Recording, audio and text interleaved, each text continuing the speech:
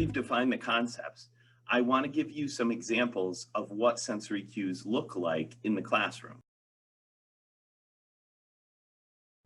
Let's start with auditory cues. Using auditory cues in your classroom can be as simple as doing a callback with your students. For instance, when I say 3, 2, 1, and then I have the students say auditory cues prompted by the visual here, what I'm doing is connecting with students a visual to a concept. And where that really helps students is in building confidence.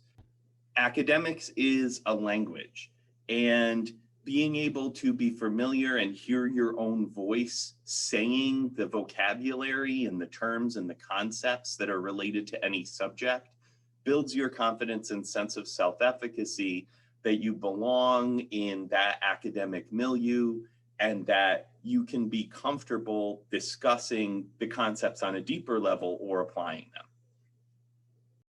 Using kinesthetic cues in your classroom or physical or motion cues gives the students another level of depth, a third point in that 3-point multisensory processing to allow them to remember the information and recall it better.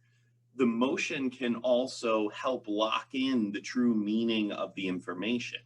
So I might use a gesture for my students such as this, and they know that this means one mic and we should only have one person talking at a time.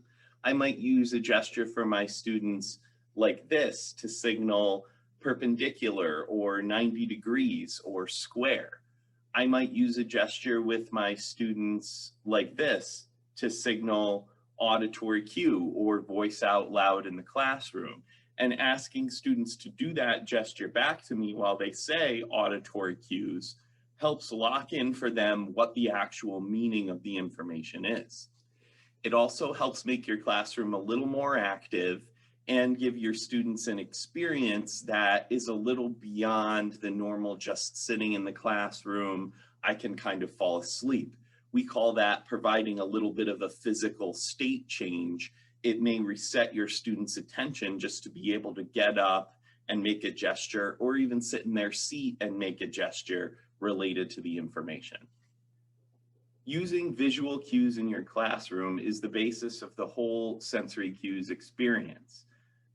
Images are a universal language, and what we're really trying to provide our students is new languages related to academic or employment-related topics.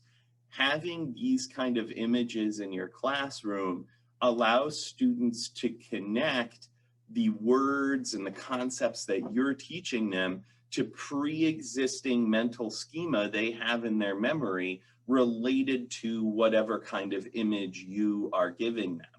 It also helps to have these up and around in the classroom to give the kind of atmosphere and keep students' minds repeatedly triggered to think about the information even when they're not consciously thinking about it. It's a little bit of subliminal messaging related to the content that you're trying to teach.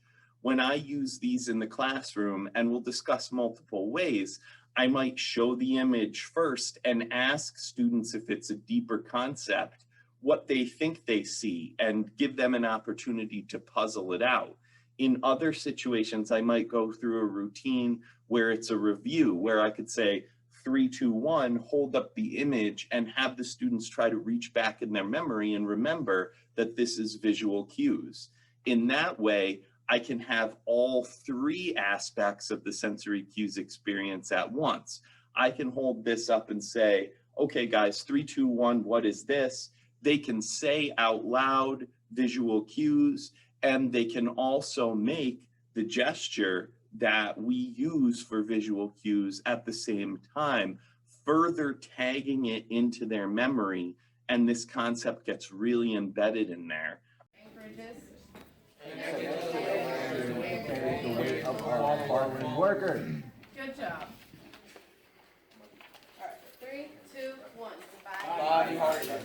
Body harnesses. Part of the FMCSA worn by workers. Good job. Proud of you. One thing I want to remind educators is that research shows taking in information through more than one of your senses is a really effective way to prompt memory retention the next day or the next time you come around to the information. Taking in information through one sense, say the auditory sense, just having a teacher tell you, students would remember what they learned about 15% of the time the next day.